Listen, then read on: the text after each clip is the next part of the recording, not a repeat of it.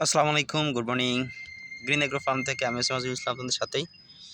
আজকে নতুন একটা টপিকস নিয়ে আসলাম। গ্রিন এগ্রো ফার্ম বিডির আগেও আপনাদের একটা শর্ট ভিডিও পাঠিয়েছিলাম। যে ভিডিওটা দেখে বুঝতে পারছেন যে কী সংক্রান্ত ভিডিও আজকে দিব আপনাদের। ইনশাল্লাহ আজকে যে ভিডিওটা তৈরি করতেছি বা যে ভিডিওটা বানাচ্ছি এটা হলো কিভাবে আপনারা পেঁয়াজ লাগাতে পারেন। আর হলো আগে যে আমাদের পাতাকপি ক্ষেতটা ছিল সেটার একটা ছবি আপনাদের ভিডিও আপনাদের দিয়েছিলাম। সেটা দেখলে বুঝতে পারবেন যে আমরা সেই জমিতেই কিন্তু পেঁয়াজ লাগানো হয়েছে, এই ভাতি পেঁয়াজ যেটা বলে। অবশ্য কিছুদিন আগে লাগাইলে ভালো হতো, কারণ যত ঠান্ডা থাকতো ততই ভালো হতো। বিষয়টা হচ্ছে যে আমাদের পাতাকপি উঠানো হয়নি, যে আমরা পরশু বিকালে মনে করেন পরিষ্কার করে আগে একদিন এক সাইড লাগানো হয়েছে, ওই খোলাটা লাগানো হয়েছে। আর প্রত্যেকটা দেখেন প্রত্যেক বেড করা হয়েছে। বিষয়টা হচ্ছে এই বেডগুলো করার কারণ হচ্ছে যে আপনি পানি দিতে পারবেন সহজে। এক সাইড দিয়ে পানি দিলে পুরো এমাথা ওমাথা মনে করেন যে এক সাইড দিয়ে অন্য সাইডে আপনার ভিজে যাবে। আর কিভাবে আপনি পেঁয়াজ লাগাবেন, আগে কিন্তু জমি চাষ করে এরকম আল বানতে হবে। এরকম জমি চাষ করে আল বানতে হবে, পুরো আল বানতে হবে, কারণ পানি রাখার জন্য এটা। কারণ পেঁয়াজে পানি রাখতে হয়, পেঁয়াজে সব জায়গায় পানির প্রয়োজন, এই জন্য বেঁধে রাখা যাবে যেন শিকড়টা বসে যায়, পানিটা রস থাকে, মাটিটা রস থাকে, এই জন্য বসে যায়। এটা একটা অন্যতম কারণ। আর দ্বিতীয়ত হলো, যদি আর একটু ঠান্ডা থাকতো বা মানে সে নেড়ে পড়তো বা শিশির পড়তো, সেই ক্ষেত্রে পানি এখন না দিলে চলতো। কিন্তু আমাদের এই মাটি এখনও জো আছে, সমস্যা নাই। বিষয়টা হচ্ছে যে প্রথমত আপনারা এরকম আইল দিবেন। আইল দেওয়ার পরে সেটা বাঁশুই দিয়ে বা যাই দিয়ে সমান করতে হবে। সমান করে আপনার যদি বাড়ি সিরিল কাটা বা ওই সিরিল কাটা থাকে, সেটা দিয়ে এরকম দাগ দিয়ে নিতে হবে, দাগ কেটে নিতে হবে। যেরকম দাগ দেখতে পাচ্ছেন এখানে যেরকম দাগ দেখতে পাচ্ছেন, এরকম দাগ কেটে নিতে হবে, এরকম দাগ কেটে নিতে হবে। দাগ কেটে নিয়ে সেটার ভিতরে আপনার এক কর পরিমাণ, এই এক কর পরিমাণ, এরকম এক কর পরিমাণ আপনারা স্পেস দিবেন। বা এর কম হতে পারে, বেশি হতে পারে, কেউ তো এত মেপে করে না, কিন্তু আমি একটা আইডিয়া দিচ্ছি। এরকম এক কর পরিমাণ, এই এক কর পরিমাণ এইটা মানে গ্যাপ রাখবেন, যেন পেঁয়াজটা তো বড়ো হইতে গেলে একটা গ্যাপের জায়গা লাগে, সেটা আর কি।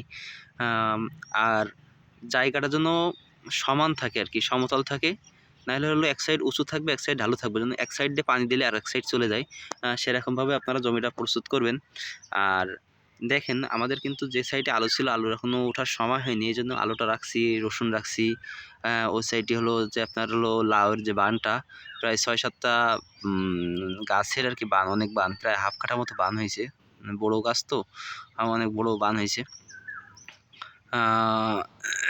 ওইটা মিলায়ে ওটা হাফ কাঠা হবে না, হাফ কাঠার চেয়ে কম হবে, বলা হয়তো ভুল হয়ে যাবে।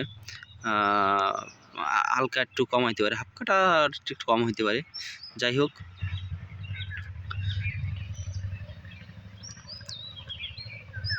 এখন ওইটা উঠতে দেরি হবে, এই জন্য ওটা হলো এক সাইড করে রাখা হয়েছে। দেখেন ওই যে লাউয়ের নিচে হলো আপনার হলো রসুন রয়েছে, তারপর সোজাসুজি সবই হলো আলু লাগানো রয়েছে পুরোটাই। আর এই সাইডটি হলো প্রায় আপনার হলো 6 কাঠা মতো জমিতে আপাতত লাগানো শেষ হয়ে গেছে, আরও 1.5 কাঠা জমি বাকি আছে এই সাইডে।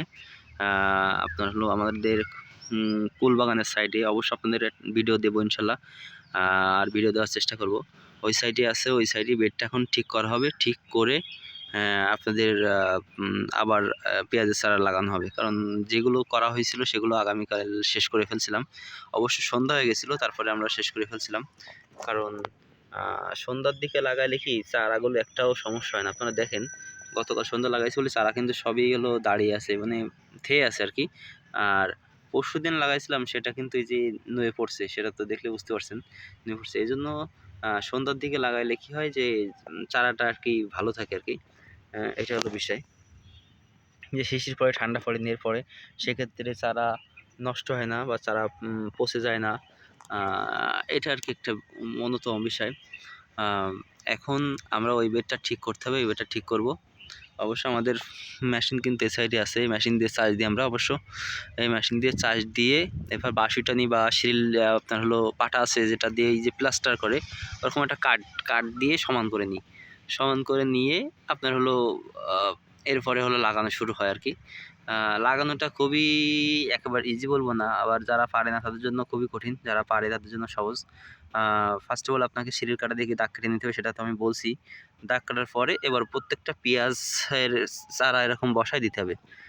প্রত্যেকটা চারা বসায় দিয়ে এরপর আপনি মাটি দিতে হবে। কে